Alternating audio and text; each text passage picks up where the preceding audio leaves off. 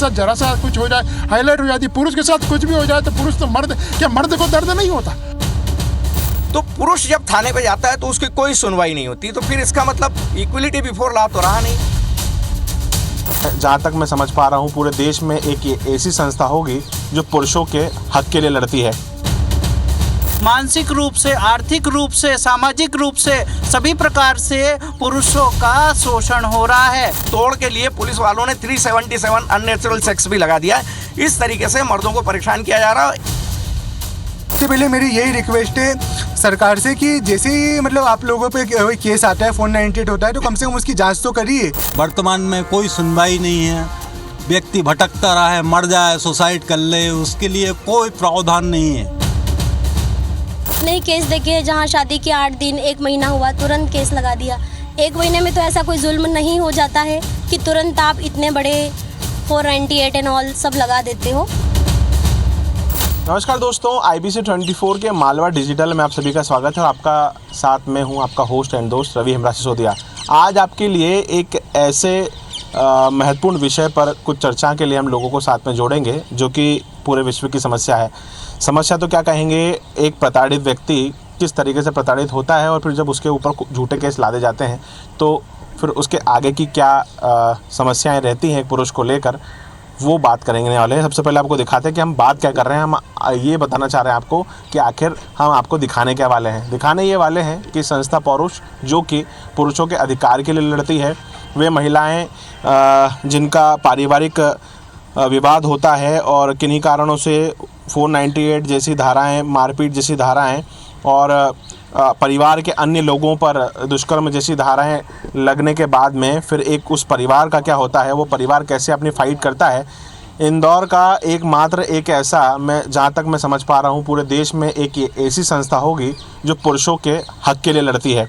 महिलाओं के हक के लिए तो आपने तमाम संस्थाएं देखी होंगी जो लड़ती हैं, लेकिन ये संस्था पौरुष है जो कि पुरुषों के हक के लिए लड़ती है। आप देखेंगे कि साफ तौर पर लिखा हुआ है एक बैनर पहनते हुए उत्तम स्वामी जी ने, जो कि कोच भी हैं हेल्थ एंड हैप्पीनेस क्लब के, उन्होंने लिखा है क्या पुरुषों के लिए कोई कानून होना चाहिए। ये साफ मांग है, नारी तुम लजाओ मत, झूठे केस मत लगाओ मत। ये संस्था पुरुष इंदौर है। सबसे बड़ी बात यह है कि कहीं ना कहीं पत्नियों से प्रताड़ित हैं, सही कहीं ना कहीं उन्होंने झूठे केस इन पर लादे हैं और उसके बाद इनका पूरा परिवार जो है वो इस संकट से जूझ रहा है। हम बात करते हैं इस संस्था के जो अध्यक्ष हैं, आपका नाम बताएं और सबसे बड़ी बात कि इस ऑर्गेनाइजेशन को बनाने का मकसद और क्यों बनाना पड़ा ये ऑर्गेनाइजेशन। हमारे संविधान में फंडामेंटल राइट्स है rule number 14, equality before law and equal protection of law. ये लिखा ज़रूर है लेकिन आज तक इक्वलिटी बिफोर लॉ और इक्वल प्रोटेक्शन यानी समान कानून होगा स्त्री पुरुष के लिए और समान कानून के द्वारा संरक्षण किया जाएगा, ऐसा देखने को नहीं मिलता है।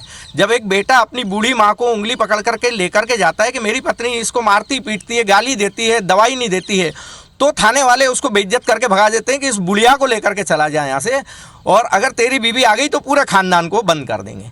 तो पुरुष जब थाने पे जाता है तो उसकी कोई सुनवाई नहीं होती, तो फिर इसका मतलब इक्वलिटी बिफोर लॉ तो रहा नहीं, स्त्री पुरुष के लिए कानून समान रहा नहीं। घरेलू हिंसा में 2005 में आया था, विदेशों से आयातित है, उसमें बहुत ही गंदे कानून बना दिए। उसमें यहाँ तक है कि अगर पत्नी अपने पति को घर से निकाल दे, अपने बॉयफ्रेंड को ला करके अपने घर रखे, बॉयफ्रेंड से बच्चा पैदा कर ले, तो बच्चे का भरण पोषण पति देगा। ये क्या, ये कानून है या मजाक है? तो इस तरह के क्या है कि यहाँ पर स्वतंत्रता का मायने हमेशा मर्यादित होता है।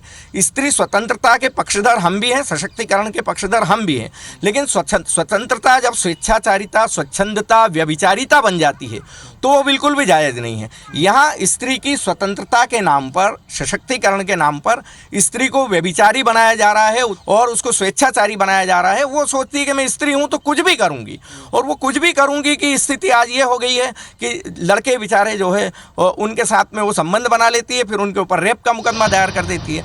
और इसके अलावा आजकल तो एक नई परंपरा भारत में कायम हो गई है। जब 498 अर्नेस्ट कुमार एंड अदर्स के सुप्रीम कोर्ट के साइटेशन के बाद में अरेस्टी बंद हो गई, 41 का नोटिस देना ज़रूरी हो गया है, तो अब पुलिस ने षड्यंत्र करके महिलाओं को, जो पत्नियां होती है, उन पत्नियों को उकसा करके पति के खिलाफ रेप दर्ज करवाना चालू कर दिया। जबकि 370 IPC बोलती है कि पति के खिलाफ रेप नहीं लगेगा, लेकिन उसकी तोड़ के लिए पुलिस वालों ने 377 अननेचुरल सेक्स भी लगा दिया है। इस तरीके से मर्दों को परेशान किया जा रहा है। 1,54,000 मर्द प्रतिवर्ष आत्महत्या कर रहे हैं, जबकि महिला सिर्फ 26,000 है। बहुत एक बड़ी बात निकल कर आई है कि इस मानसिक प्रताड़ना के बाद जो पुरुषों की आत्महत्या के मामले हैं तेज़ी से बढ़ रहे हैं। कुछ वैसे लोग जो इन सब प्रताड़नाओं के बीच सफ़र कर रहे हैं, जो उनका परिवार सफ़र कर रहा है, वो झेल रहे हैं इन सब चीज़ों को। क्या भैया आपका नाम है, और सबसे बड़ी बात कि किस तरीके की चीज़ों को आपको फेस करना पड़ रहा है? जो महिला द्वारा जो मेरे और मेरे परिवार पर 498 है, घरेलू हिंसा 125(3) जिसमें मेंटेनेंस दिया जाता है महिला को। इस प्रकार के 3 केसेस का हमें सामना करना पड़ रहा है। और जो है महिला जो है को पूर्ण रूप से छूट दी जाती है कानून द्वारा कि आप आइए और केस लगाइए और झूठे प्रकरण में लगा के भाग जाइए, और वो भाग जाती है, अनुपस्थिति चलती रहती है और प्रकरण चलता रहता है। और पुरुष के परिवार, मतलब जो उसके पति और पति का परिवार है, वो बेचारा जो है वो कोर्ट के चक्कर काटता रहता है। उसको कानून के द्वारा दी गई अनवांटेड जो जितनी भी वो हैं छूट्स हैं वो बहुत ज़्यादा हैं। कानून से बोला जाए कि कानून कि महिला नहीं आ रही है, नहीं महिला नहीं आ पाई है, वो किसी भी बहाना, कोई भी एक बहाना लगा देगी, वो नहीं आ पाएगी। इस प्रकार से डिले टैक्टिक्स जो है प्रकरण में यूज़ करके मानसिक रूप से, आर्थिक रूप से, सामाजिक रूप से सभी प्रकार से पुरुषों का शोषण हो रहा है। और आप भी जुड़े हैं संस्था से। सबसे बड़ी बात है कि अधिकतर वे लोग हैं जो कहीं ना कहीं एक संघर्ष का सामना कर रहे हैं। ये तमाम वे लोग ही हैं जो संस्था पुरुष से जुड़े हुए हैं। क्या आपकी समस्या रही, क्या उसका अभी तक कोई निराकरण नहीं निकल पाया, या आपकी ओर से जब प्रयास किए गए तो क्या चीज़ें निकल कर आई? मेरी वाइफ ने भी मेरे ऊपर 2021 में 498 घरेलू हिंसा और 125 का केस एक साथ ही पैकेज लगा दिया था। और मैं जब 2 साल हो गए जब से लगातार तारीख पर जा रहा हूँ, लेकिन हर बार जैसा वो अपन टीवी में देखते हैं, मिलती है तो सिर्फ वहाँ पर तारीख पे तारीख, और मेरा भरण पोषण बांध दिया गया है बिना कुछ कारण के। और सबसे पहले मेरी यही रिक्वेस्ट है सरकार से कि जैसे ही मतलब आप लोगों पे कोई केस आता है, 498 होता है, तो कम से कम उसकी जाँच तो करिए कि हो वाकई में जो स्त्री बोल रही है वो सही है कि भी नहीं। आप बिना सोचे बिना समझे पुरुष और उसके पूरे परिवार पे ये 498 है, 125 भरण पोषण सारे केस लाद देते हो घरेलू हिंसा जैसे। और हर बार जब भी हम कोर्ट में जाते हैं तो मिलती है सिर्फ तारीख पे तारीख, पूरा दिन खराब होता है, समय खराब होता है, किसी नहीं जा रहा। और कोई ये एक अकेले मामूली पुरुषों की समस्या नहीं है, पूरे भारतवर्ष में 3.5 से 4.5 करोड़ पुरुष इस समस्या से पीड़ित है। सब कहीं ना कहीं अपने स्तर पे आवाज़ उठा रहे हैं, लेकिन उनकी आवाज़ कहीं ना कहीं दबा दी जाती है। हर बार दिल्ली पे हम कई बार आंदोलन करते हैं, लेकिन सिर्फ सुनते हैं, पुलिस आ जाती है, वहाँ पर हमको प्रोटेक्शन देती है, लेकिन आगे हमारी कार्रवाई नहीं होती। आप क्या कहेंगे, आप क्यों जुड़े संस्था से, और क्या आपकी मदद हो पाई, या फिर ये संस्था क्या कर रही है आप लोगों के लिए? मैं ये कहना चाहता हूँ सर, यदि मर्द कमाता है तो वो पूरे परिवार की जिम्मेदारी उठाता है, पूरे परिवार की, पत्नी की हर ज़रूरत पूरी करती है।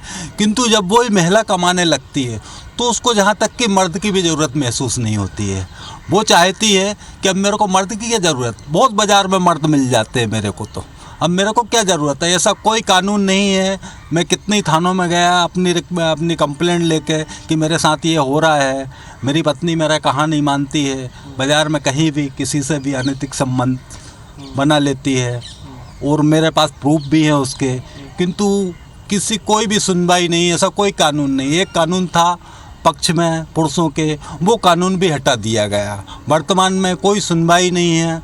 व्यक्ति भटकता रहा है, मर जाए, सुसाइड कर ले, उसके लिए कोई प्रावधान नहीं है मर्द के लिए। मैं बस इतना कहता हूँ। स्वामी जी, आपके पास मैं आता हूँ, और सबसे बड़ी बात तो ये जिस तरीके से चीज़ें निकल कर आई हैं कि 94,000 से ज़्यादा इस तरीके से जो लोग केस झेलते हैं वो आत्महत्या कर लेते हैं। आप लगातार हैप्पीनेस क्लब चलाते हैं, क्या देख रहे हैं समाज की दिशा में जा रहा है, और ये सब चीज़ें क्यों निकल कर आ रही हैं? हाँ, मैं इंटरनेशनल लेवल पर हैप्पीनेस के लिए काम कर रहा हूँ, लेकिन मुझे आजकल ये विचार आने लगा क्योंकि हैप्पीनेस तो मनुष्यों के लिए खुशी होना चाहिए। मैं जानवरों की संवेदनशीलता ज़्यादा होने के कारण जानवरों के अधिकारों के लिए भी काम कर रहा था, लेकिन अभी मैं महसूस करने लगा हूँ कि जानवरों के अधिकार के लिए तो हम चिंतित है, अच्छी बात है, लेकिन पुरुषों की दशा जानवरों से बुरी हो गई है। और मैंने जब हैप्पीनेस क्लब में मैंने देखा कई लोग सुसाइडल टेंडेंसी से जब मतलब आत्महत्या की प्रवृत्ति से ग्रस्त होकर आते हैं, तो कई प्रकरण में ऐसे देखता हूँ। पुरुष, अभी मेरे पास एक सज्जन आया, ये बिल्कुल मेरा पुराना शिष्य है। ये ऐसी स्थिति में मैंने इसको देखा, बहुत अच्छी अवस्था में था, लेकिन पत्नी के द्वारा इतने प्रताड़ित हो गए कि ये जीवन में इनकी कोई उमंग नहीं बची, मर जाने की भावना करते हैं। तो आत्महत्याएं जो इतनी ज़्यादा हो रही हैं, आए दिन रोज़ 2-3 अखबार एक्सीडेंट के से मरने वालों के सुनेंगे, 3-4-5 पत्नी या स्त्री कानूनों के शिकार होकर के आत्महत्या करने वालों के प्रकरण अखबार में पढ़ते हैं हम। उनके लिए हम जरा भी संवेदनशीलता नहीं रखते हैं। ये कहाँ न्याय हो रहा है? मतलब हम न्याय की मांग करते हैं। न्याय मतलब हम किसी सभ्य समाज में रह रहे हैं, मुझे विश्वास नहीं होता। मैं जहाँ पर भी हम लोग जाते हैं, पुरुष अधिकार की बात करेंगे तो उसकी हंसी उड़ाई जाती है। मीडिया ने ऐसा कर दिया कि पत्नी पीड़ित संगठन, ये हास्य का विषय नहीं है, बड़ा गंभीर संजीदा विषय है। अगर पुलिस के पास जाएंगे तो एकांगित सोच रखी जाती है, प्रिजुडाइज्ड होकर के पुरुष की सुनवाई नहीं करेगा, स्त्री की सुनवाई तुरंत की जाती है। जो मेरे साथियों ने कहा, मीडिया में भी अक्सर ऐसा होता ही है, कहीं ना कहीं हाईलाइट हो जाती चीज़ें। स्त्री के साथ जरा सा कुछ हो जाए हाईलाइट हो जाती, पुरुष के साथ कुछ भी हो जाए तो पुरुष तो मर्द, क्या मर्द को दर्द नहीं होता? मर्द को दर्द होता, मर्द के आंसू भी बहते हैं, लेकिन उसको नपुंसक की संज्ञा दे दी जाएगी। पर वो अंदर से करा रहा है, उसकी दुर्दशा हो रही है। और नारी अधिकारों के लिए इतने संगठन काम कर रहे हैं, पुरुष अधिकारों के लिए हम बात भी कर रहे हैं तो हंसी के पात्र बन जाते हैं।